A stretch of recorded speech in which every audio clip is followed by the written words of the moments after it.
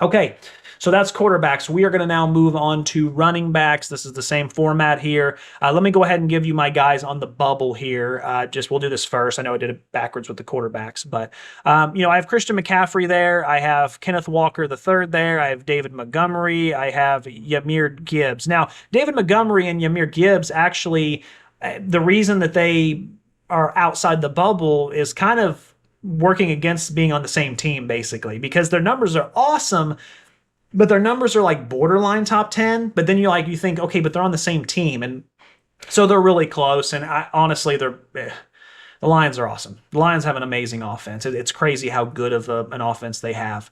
But anyway, that's my on the McCaffrey's great, but his rushing isn't that good. He's just all receiving right now. And so that's why he kind of gets a nod. But that's as far as I can go.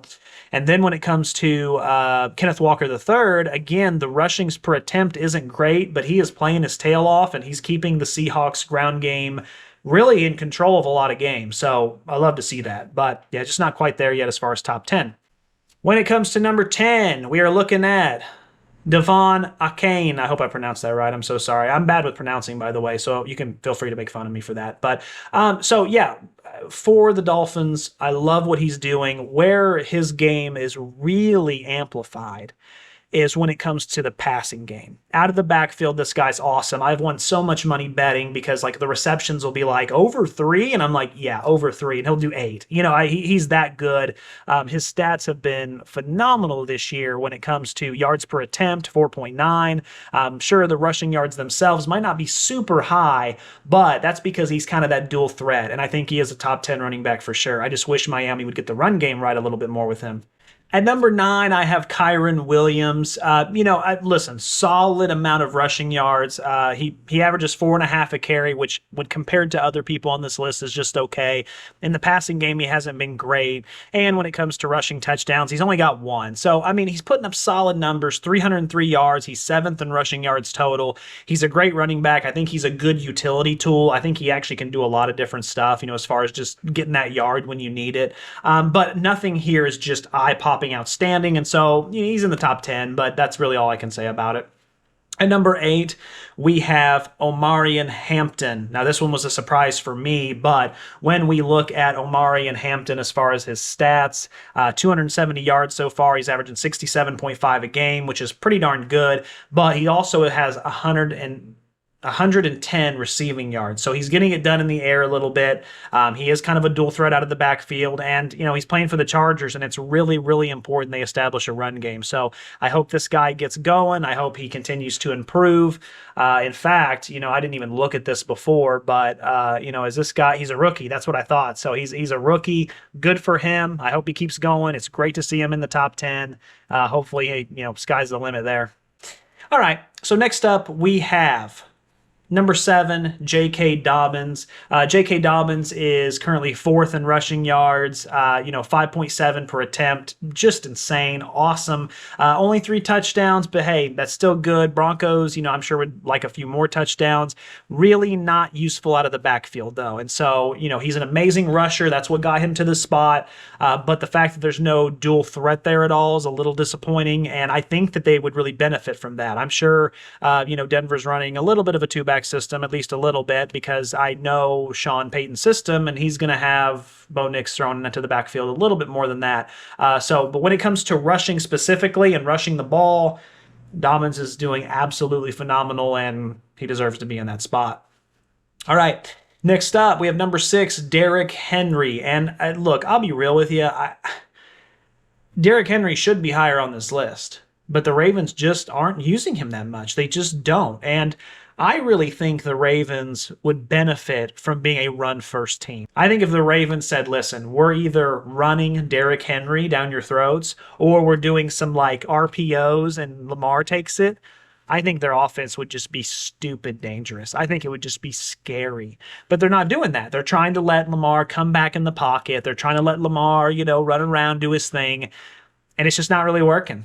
I mean, the stats look good on paper, but as far as the sacks taken, it's kind of insane. Like, it's one of those things where if you kind of look at all the stats on paper, it will make your brain itch a little bit. It'll kind of make your brain hurt. You're like, I don't get it. Like, Derrick Henry is the type of running back that you run 25 times a game. You control the game with him. Even if it is 3-4 yards a carry, it don't matter.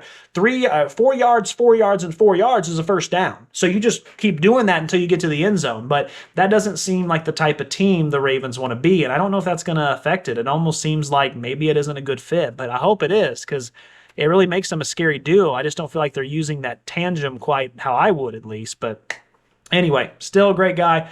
Listen, I didn't talk about his stats are still great. The big thing with Derrick Henry and why he deserves to be on this list is that even though he's not, being used properly per se, he's averaging 5.8 a carry, and that's second in the league. And that tells you something. I mean, he's still a downhill runner.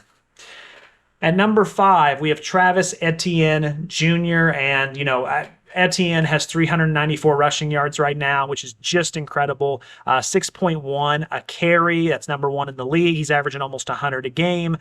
He's just not really a threat at all out of the backfield right now, and that's the only reason he's not higher. When it comes to rushing the ball, he's one of the best in the business. That's all there is to it. He has been incredible this year, and I think that's great for the Jaguars, because when it comes to Trevor Lawrence, I think that Trevor could really benefit from not having to be the guy right now, being able to hand the ball off and let someone get 6.1 yards a carry.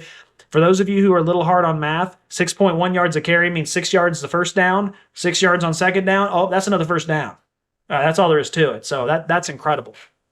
Jacksonville could have a very good record by the end of the year with Travis Etienne really leading the way. So we'll see how that pans out. At number 4, we have Javonte Williams. Now, when it comes to Javonte Williams, this is, again, another Dallas guy.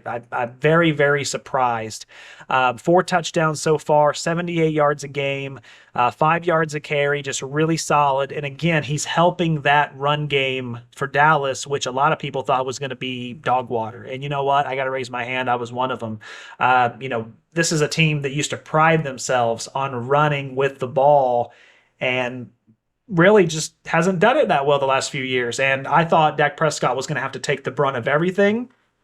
He kind of has, but this relieves some pressure from him. And any time in life when you can get just a little bit of pressure off your shoulders, sometimes you don't need all of it. You just need a little bit, and that's what he's doing. And so right now the stats are just fantastic. 74 yards in the air as well. He's a viable threat out of the backfield. He can definitely get you some yards a game, 15, 20, just get you some catches, get you a first down or two.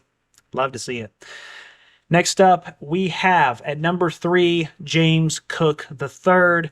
Now, James Cook III actually is second in total yards, over 400, 401, 5.3 yards a carry, averaging over 100 a game, and 5 tutties.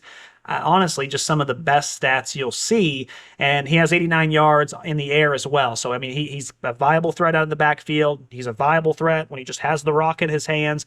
He's been phenomenal. But there's 2 people that I have just thought were slightly better, and here's why. So, number 2, I have Bijan Robinson. And listen, Bijan Robinson, when it comes to his rushing, yes, he's almost 100 yards behind James Cook. I get that.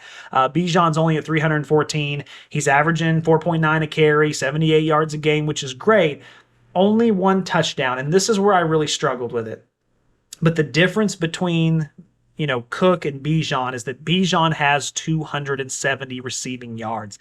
That is significant. Now, I know a couple of those were just big plays, screens. I remember one was against Tampa. But here's the thing. If you're that type of threat out of the backfield, where if you catch a pass in the flat and you can be gone, that's huge in my book. And so, can you swap 2 and 3 if you want to? Sure, they're kind of interchangeable. They're fluid. But I wanted to give Bijan some love because he is not only running the ball really well right now, he is just an elite threat no matter how he has the rock in his hands. It's really impressive. At number 1, Jonathan Taylor. There's really not much debate up for this. He has 113 receiving yards. He can catch it out of the backfield, 13 receptions, 14 targets. So, I mean, he's very efficient, 3 rushing touchdowns. When it comes to the yards, 414, 5.4 yards a carry, just a solid overall player, kind of like the Adrian Peterson prototype, right? Like we used to, I remember 10 years ago, be like, what kind of running back is Adrian Peterson? Well, he was just called the balanced back. He just was good at everything. He'd catch the ball out of the backfield. He'd run for 5 yards a carry. He could juke you. He can plow, he could, truck you. He can just do anything. And that's kind of what this guy's like. It's really good to see Jonathan Taylor. I know he's had some injury history. I hope he stays healthy this year because because the Colts are dangerous when he's on the field, and him and Danny Dimes is the elite duo that that's just weird to say out loud. No one saw coming. I didn't see coming either. So that is my top 10 when it comes to running backs as of right now. We'll see if that changes, but so far a really good group.